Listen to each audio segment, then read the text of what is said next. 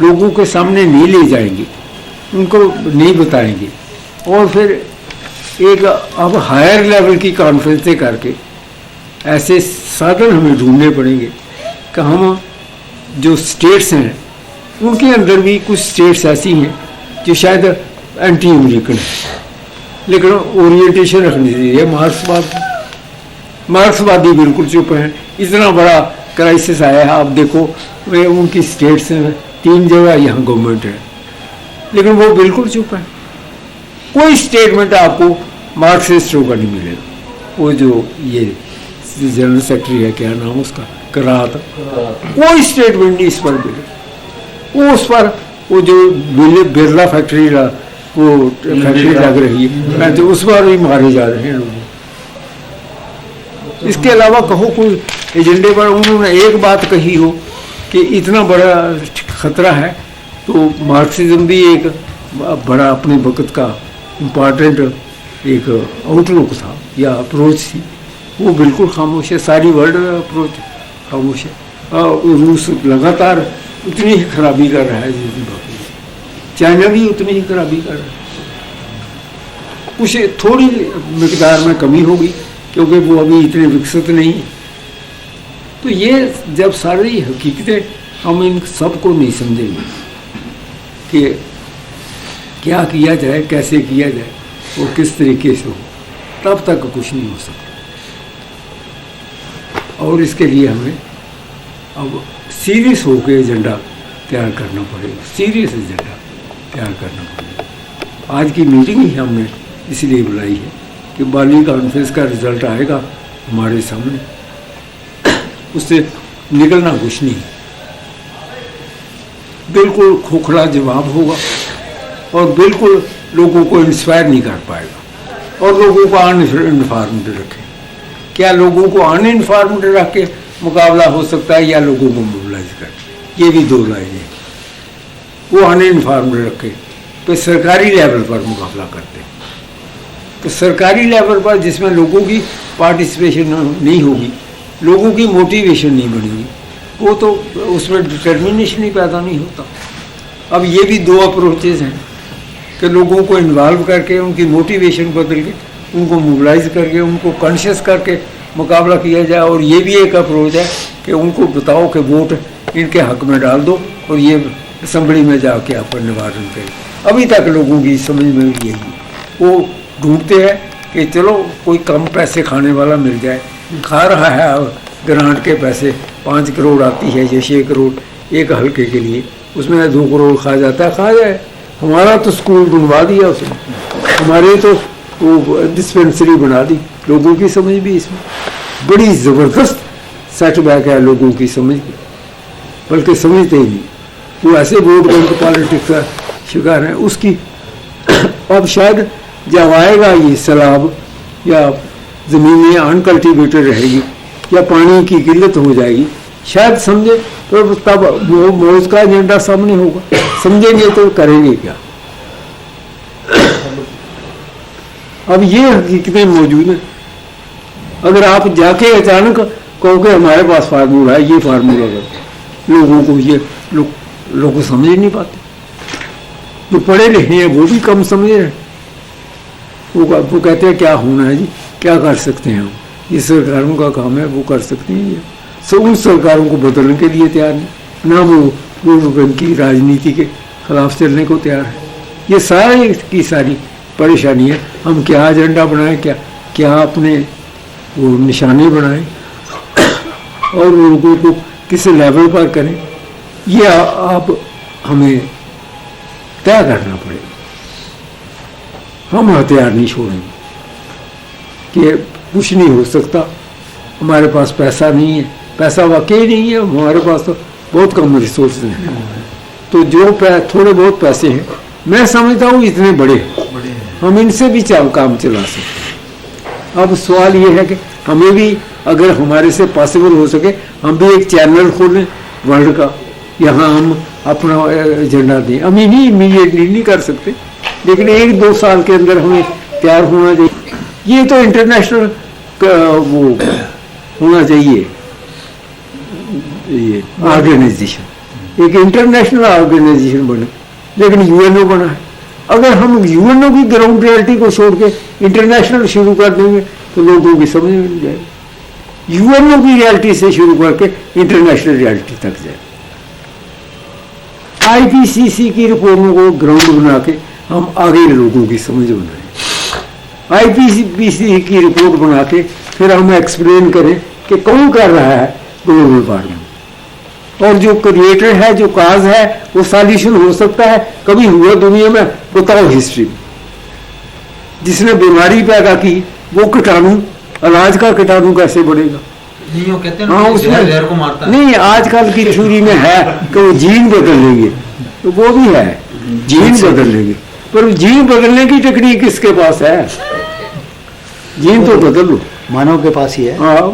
नहीं, वो सिस्टम चलाने वाले के पास है, तो इस क्रिएटर है। नहीं, रिसोर्सेज ही नहीं, जीन बदलने के बाद उनको पास है। हाँ। तो इस सारी पोजीशन में मेरा ख्याल ये है, अब मैं थक भी गया हूँ, थोड़ी रेस्ट की भी जरूरत है। तो इसमें कुछ पॉइंट हैं जो और करने की जरूरत है, लेकिन एक बार सोच के बात करते हैं। 15-20 मिनट आप भी कर लो, इधर उधर कन्वर्स, नहीं क्वेश्चन भी बना लो है। अगले वक्त में इन्हीं सब्जेक्ट मैटर पर आर्टिकल्स भी लिखे जाएंगे, क्योंकि दूसरा जो आर्टिकल आ रहा है उसमें ये पॉइंट क्लियर हो जाएंगे। ये जो रेज किए और जो मैं करने जा रहा हूँ ये सारे क्लियर हो जाएंगे। तो एक तो ये है पहली बात जो समझने की है, जो मैंने पहले कहा है उस सिलसिले में समझने की पहली बात ये कि कारपोरेट सेक्टर, गवर्नमेंट पॉलिटिशियंस का हो या बिजनेस कम्युनिटी का, उसकी सबसे फर्स्ट अटेम्प्ट, फोरमोस्ट अटेम्प्ट ये है कि कन्फ्यूजन क्रिएट हो बिटवीन राइट एंड रॉन्ग। ठीक और गलत क्या है इसके दरमियान कन्फ्यूजन क्रिएट हो, पहली अटेम्प्ट ये। ठीक और गलत में क्या जी?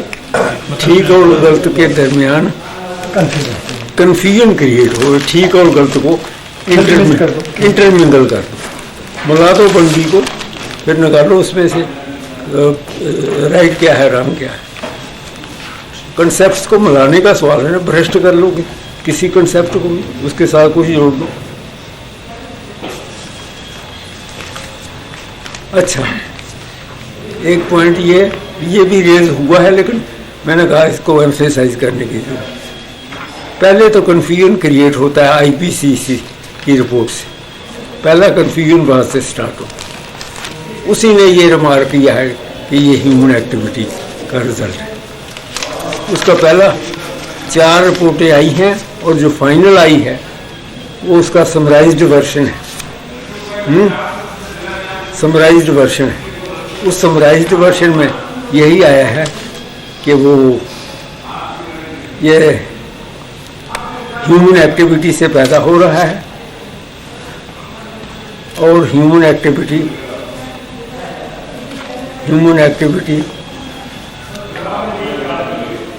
क्लाइमेटिक चेंज का कारण है। यानी जब ह्यूमन एक्टिविटी से पैदा हो तो सारी ह्यूमैनिटी इसका कारण है। अब ये कैसे कारण है? एक बात ये कहते हैं, दूसरी बात ये है कि ग्लोबल वार्मिंग कहाँ से आ रही है? वो कहते हैं GHG, ग्रीन हाउस गैसेस की बढ़ोतरी से। कौन पैदा कर रहा है? मजदूर के पास है साधन के वो बालन जलाता होगा। बालन से कितनी वो तो 6 लाख साल से 10 लाख साल से इंसान जलाता आया, तो 1 डिग्री टेम्परेचर नहीं बढ़ा था। और फिर इन्हीं ने लिखा है अपनी रिपोर्ट में कि 1750 से इंक्रीज होनी चाहिए। फिर 1750 डेडलाइन कब है? 1750 से पहले 20 लाख साल आदमी ईंधन जलाता रहा, ग्रीन हाउस तो क्यों नहीं आई? तब तो उसका डिग्री का लेवल 1 डिग्री से भी कभी ऊपर नहीं गया। लाखों वो जलाते थे, और भी कई जानवर वगैरह हो सकता है कोई वाकिफ हो या ना हो फायर से, लेकिन फायर तो आदमी ने ये जलानी सीख ली थी।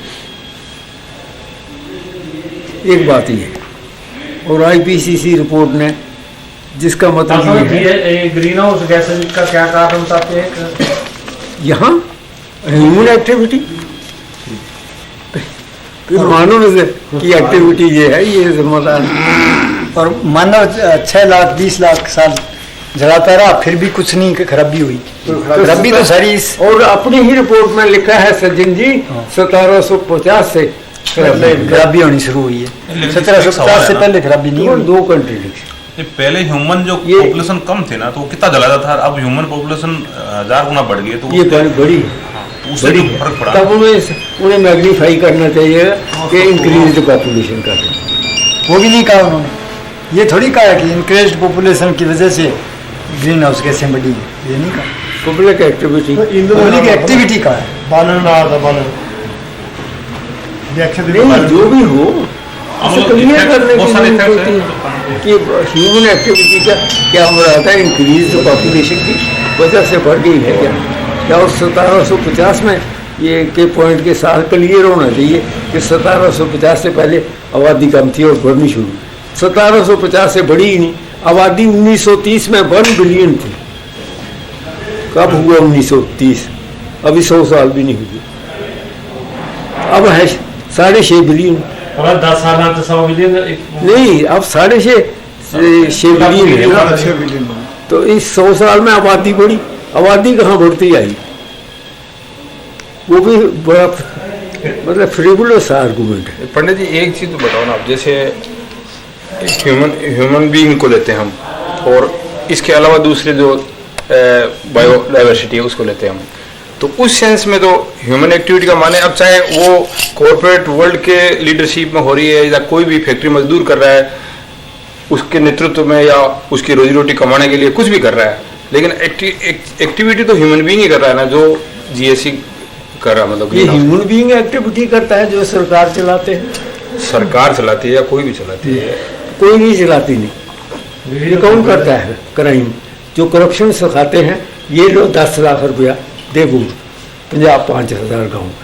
पर है तो वो ह्यूमन बीइंग है ना। ये ह्यूमन बीइंग थोड़ा ह्यूमन बीइंग को जनरल डिफाइन करते हो, जिसमें राइट एंड रॉन्ग ठीक ह्यूमन जो मेहनत का है वो मिल जाते हैं, और जो चोरी कर रहे हैं वो मिल जाते हैं। चोर और साथ को मराते हैं। हाँ वो तो ठीक है, इन्होंने तो जब स्पेसिफाई नहीं किया, बाकी शेर चीते नहीं करते, करता स्पेसिफाई नहीं करने का मतलब क्या है? कंफ्यूजन क्रिएट करना और गलत पर पर्दा डालना। सेव कर क्या कंफ्यूजन है? जनरलाइज करते क्यों जनरलाइज करते हैं? वो टारगेट नहीं बढ़ सकता, आइडेंटिफाई क्यों नहीं जिम्मेदार करते? कौन नहीं, है? दूसरा यह है कि जीएचजी कौन निकाल रहा है? वो लेवल कहाँ जीएचजी ये वो निकालती है। साइकिल पे चढ़ के जाता वो टेक्नोलॉजी कौन मुहैया कर रहा है? वो टेक्नोलॉजी मजदूर के पास है। ये तो मेरी बात सुनी, हाँ मजदूर के पास है टेक्नोलॉजी कोई करने के लिए जो जीएचजी प्रोड्यूस कर रहे नहीं, हैं। हम तो जो समझे हैं फर्स्ट टाइम जो मैंने पढ़ा उसमें तो यही समझा हमने कि एक तो दूसरे प्रोसेस जितने भी जीव जंतु आपसे समझने का नहीं सवाल, हाँ। सवाल फैक्ट्स का है। कोई भी पढ़ेगा ना, वो ये ह्यूमन का मतलब ह्यूमन बीइंग जो है ना, वो चाहे इंडस्ट्री चला रहा है, चाहे मोटर कार चलाता है, चाहे हवाई जहाज चला रहा है, चाहे साइकिल चला रहा है, चाहे ईंधन चला और रहा चाहे है, पैदल भागता है, पैदल भाग रहा है, सब एक बराबर है। बराबर नहीं है तो ह्यूमन बीइंग है ना, जो कुछ भी कर रहा है वो। ये गलत बात है, डिफाइन कर दो। हरिण तो नहीं कर रहा ना, चित्ता तो नहीं कर रहा ना, खरगोश तो नहीं कर रहा ना। अगर कारपोरेट सेक्टर अब इसमें अलग अलग क्लास और बढ़ा दो। मोनोपोलाइजेशन करता है, लोगों को डिप्राइव करता है राइट से, पैसे नहीं देता, तो वो ना उतना ही इनोसेंट है जितना एक मजदूर है सड़क पर चलने वाला या बैगर दे एक पैसा। बैगर और वो मिल जाते हैं, वो ह्यूमन बीइंग है दोनों, वो जानवर बन गया इस लाइफ में। पहले हमें पूरी तरह अपने दिमाग में क्लैरिटी क्रिएट करनी चाहिए कि ये जो डिवीजन्स है ये सोशल डिवीजन्स ऐसे नहीं होते। सोशल डिवीजन की अपनी अपनी कैटेगरी है काम करने की और अंडरस्टैंडिंग की। ये सोशल डिवीजन है, ये ह्यूमन का सवाल नहीं। वो आप कहोगे कि कोई फैक्ट्री वाला मजदूर फैक्ट्री वाला है, कहाँ है? कंट्रोल तो वो कर रहा है ना। सारी जगह पैसे के बगैर फैक्ट्री लग सकती है भाई साहब, पैसे के बगैर क्या कुछ भी नहीं हो सकता। तो इस वास्ते जब पर पंडित जी जो पूंजीपति है वो भी है तो ह्यूमन ना। मार्केशन है कि कुछ अप्रेसर्स है, ह्यूमन कैसे, जो अप्रेस करते हैं सोसाइटी को। इन ह्यूमन एक्टिविटी नहीं, राइट क्या है किसी के पास? डिसीजन परमाणु बम भारत बनाएगा, अमेरिका बनाएगा, बना रहे हैं, किसने किए डिसीजन? लोगों का ह्यूमन ने कर परमाणु किसने बनाया? फिर बनाया तो ह्यूमन बीइंग नहीं ना। कौन से बीइंग ने बनाया? कौन सा ह्यूमन बीइंग के 600 करोड़ को पता ही नहीं है और बन गया परमाणु बम। अब बताओ किसने बनाया? 600 करोड़ को पता ही नहीं किसने बनाया यार। शेरचुतुन तो नहीं बनाया ना, ओहो, साइंटिस्ट ने तैयार किया। कौन सा ह्यूमन बीइंग है फिर? किसी ने सारे ह्यूमन बीइंग के खाते में क्यों डालते हो? जिनको पता ही नहीं उनके खाते में डाल देते हो। बात यहाँ है कि आप नहीं ह्यूमन है तभी तो मालूम है भाई। वो उनको आइडेंटिफाई एकदम किया जाए, उनको मिला देते हो जो शरीफ आदमी बैठे हुए, दोनों को जोड़ देते हो, फिर तो फैसला होगा ही नहीं। फिर तब तो सोसाइटी में सारे मजदूर ही बदमाश हैं, सारे किसान ही बदमाश हैं, क्योंकि गंदे कपड़े पहनते हैं। जितने बेगर्स हैं सब बदमाश हैं। नहीं, जितने काम भी वही करते हैं, जितने इसलिए सारे बदमाश यही हैं। फुटपाथ पर लाखों सोते हैं, लाखों करोड़ों करोड़ों 7 करोड़ है भी। और वो सब बदमाश हैं। आपका और मेरा मन करता है एक दिन वहां पाँव रखने को, सोना तो अलग बात है, पाँव नहीं रखने के लिए हम तैयार। वो कहाँ है ह्यूमन बीइंग? वो तो जानवर भी अपना वो हलवा मांडा प्रोक्योर कर लेता है, उनको तो वो भी नहीं है। आपके आगे मेरे आगे हाथ बसा रहे हैं, दे दो यार, वो आप 50 पैसे ही दे। पहले हमें पूरी तरह क्लियर होना चाहिए कि ह्यूमन क्या है, नॉन ह्यूमन क्या है। फिर नहीं तो फिर ऐसे कंफ्यूजन बने रहे। हाँ ह्यूमन है तो सारे ह्यूमन ही है ना, नहीं है कैटेगरीज। क्यों कैटेगरीज? आपको मिल जाएगी कुर्सी, एक भिकमंगा जाएगा कोर्ट में, बैठाता है कोई? बैठाओ।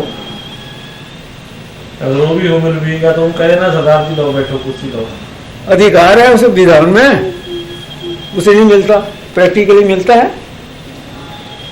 रोटी से फाका मार रहा है, मरे सड़क के किनारे, वहाँ प्राइम मिनिस्टर भी गुजर रहा है, कोई रिस्पॉन्सिबिलिटी नहीं प्राइम मिनिस्टर उसे खड़े होकर पूछे क्यों मर रहे हैं?